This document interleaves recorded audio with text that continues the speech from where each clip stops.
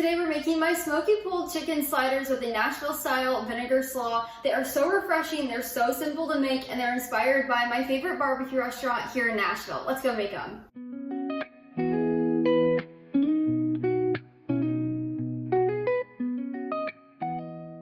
You can find my full written recipe link down in the description below. Just click that link, it'll take you over to my blog where you can print and save this recipe at any time. To get started, we're gonna need to do a little bit of prepping. I've already done this, but I wanna show you how to do it. So we're first gonna take about 1/4 of a large to medium sized green cabbage. I like to use organic. And we're gonna slice it into spine shreds. You'll get about 3.5 cups or 3.5 cups of shreds. So you're just gonna take a knife and you're gonna slice it thinly. And then when you're done slicing it, you're gonna rinse it in water and pat it dry. And then next you're gonna slice up 1/4 of a green bell pepper. I like to use organic again, but you're gonna finely dice that. And with this, it's gonna be about 1/4 of a cup of finely diced green bell pepper. And the final vegetable we will need for our Nashville-Style Vinegar Slaw is a red onion. So I have sliced 1/4 of a large red onion. Again, I use organic, but you can use regular. But I've sliced it into little strips. You'll get about 1 cup of slices. So depending on how you slice things and the size of your vegetable, they're always going to vary. You'll get a little bit different of measurements. Now, once you have all of your veggies diced and sliced, we're gonna add it to a medium-sized mixing bowl. You wanna make sure everything's equally combined or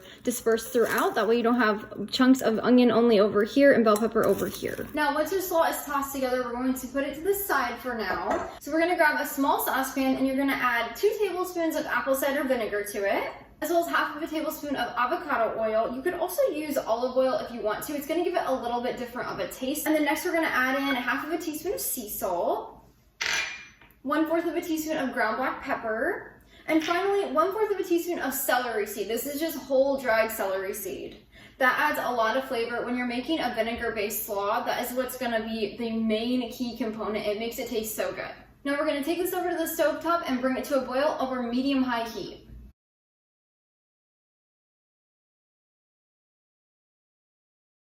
Now while this is heating, you want to stir it every now and then because it will come to a boil pretty quickly. There's not a lot of liquid in here. Now once it starts bubbling like this, we're going to immediately take it off the heat. We're going to pour it over our slaw. Now I always like to make sure I get all of the seasoning out of here. And then once it's in here, you're just going to give it a quick toss with some tongs. You want to make sure everything's evenly coated. My husband and I absolutely love this slaw so much. It's so easy, it's simple, and it's refreshing. Now that we've tossed together our slaw with the vinegar base, we're gonna add a lid on. Now we don't have to worry about this being too hot, so we can seal it completely and pop it right in our refrigerator. Because there's not a lot of liquid, it doesn't make this piping hot. So now we're gonna pop this in the fridge for 2 hours to chill, and then I'll meet you back here to make our chicken. If you would like to make this a day or 2 ahead, this will last in your fridge for up to a week. So you could make this a few days ahead or a week ahead, and then pull it out when you're ready to make your chicken. I'll meet you back here in about 1.5 hours so we can prepare our chicken, and it'll be ready to go when the slaw is done chilling. Now that our slaw has chilled for about 1.5 hours, I'm gonna get started making our smoky chicken. So you'll wanna grab 1 large boneless skinless chicken breast or 2 small ones, and we're gonna butterfly it. That just means I've made a slice down the middle horizontally, so there's 2 slices that open up but they're still connected. That's what a butterfly is. Just take some kitchen scissors or a knife and slice that. It helps the chicken cook much easier and much more evenly in the pan.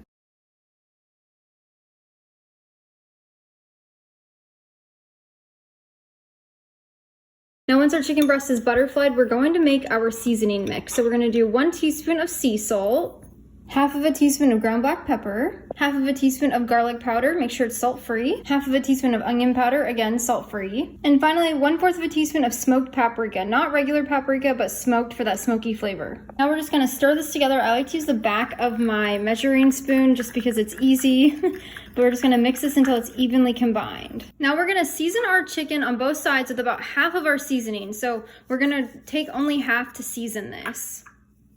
So about 1/4 on one side, then we're gonna flip it, and then another 1/4 on the other side.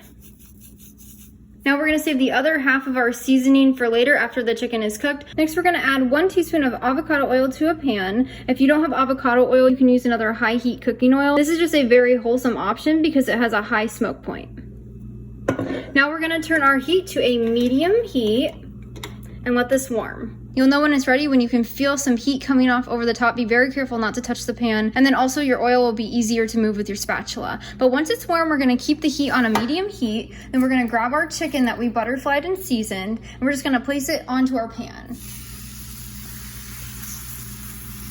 Now we're gonna let this cook for about 7 to 8 minutes, and then we're gonna flip it. Don't disturb it while it's cooking for this time. When we're doing a pan sear like this, we're trying to create a golden brown crust, so make sure you leave it, and then in 7 to 8 minutes, we'll flip it over. Now once it's cooked for about 7 minutes on one side, we're gonna flip it and cook it for another 7 minutes on the other side. Then we're gonna just cook this on medium heat and make sure you don't disturb it while it's cooking.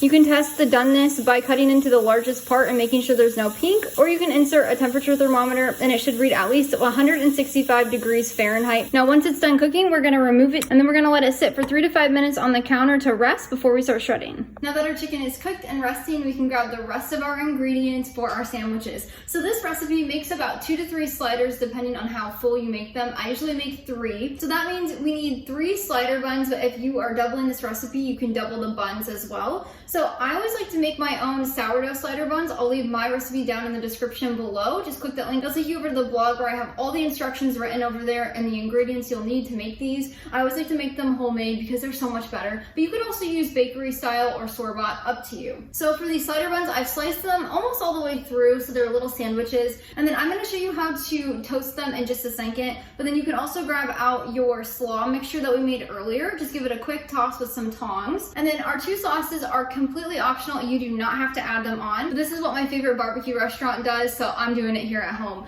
So I made these sauces completely from scratch, and I'll leave the links down in the description below for my recipes. So I have my Nashville-style red barbecue sauce. I don't have a recipe just for my red barbecue sauce yet over on the blog, but I do have it in my barbecue chicken pizza recipe. So just go on there and you can make just the sauce from that.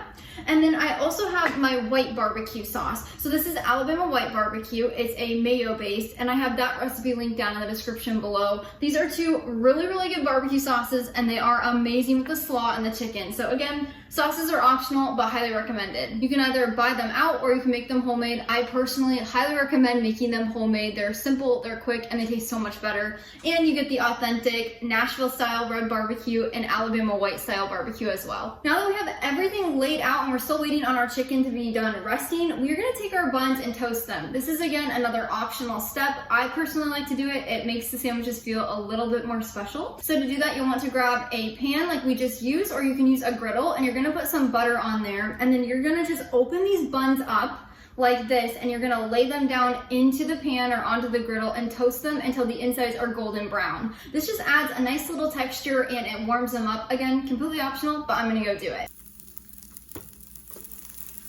Now, if they split open like mine have, that's completely fine. But once they're golden brown, we're just gonna take them off, so they should look just like that. Now, once our buns are toasted, we're just gonna set them to the side, and then we're just gonna shred our chicken with some forks. You can also use a electric hand mixer and just kind of whirl that in here, and it'll break it up just as fast. At the restaurant, they actually smoke the chicken, and it's chicken off the bone, and it is so good. It's so delicious. But I don't have a smoker. My husband and I don't own one. So instead, I wanted to make a different version here in our kitchen. It's much easier, and you don't need to have a smoker to smoke whole chickens. You can just use a chicken breast and some seasonings, and then that smoked paprika makes it smoky and delicious. But if you don't like smoked paprika, or you don't want it smoky, you could also leave the smoked paprika off, and it'd be just as good. Okay, once you have your chicken shredded, we're gonna take the rest of that seasoning we had from earlier, and we're gonna add it to our chicken. This just coats it in some extra flavoring and makes it so delicious. So just toss the chicken so it's evenly coated in the extra seasoning. When you add seasoning to chicken while it's cooking and then after it's cooking, they give it both different flavors, and that's why I'm adding them like that here.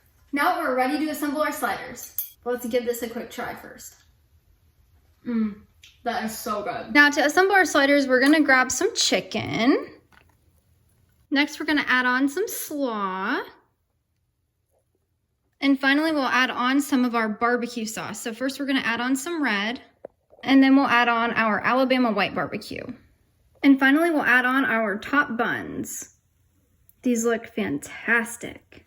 Now let's give it a quick try. These sandwiches can be a little messy, but that's part of the fun. These things are so good. They taste just like the restaurant. Then you can make them at home. So delicious. I highly recommend trying this recipe. Again, you can find my full written recipe linked down in the description below. If you would like another slider recipe, I'll put another good one right here from over on the blog. That one is so delicious. It's my chicken minis. Make sure you check that one out as well. Until next time, go serve God by loving your family one recipe at a time.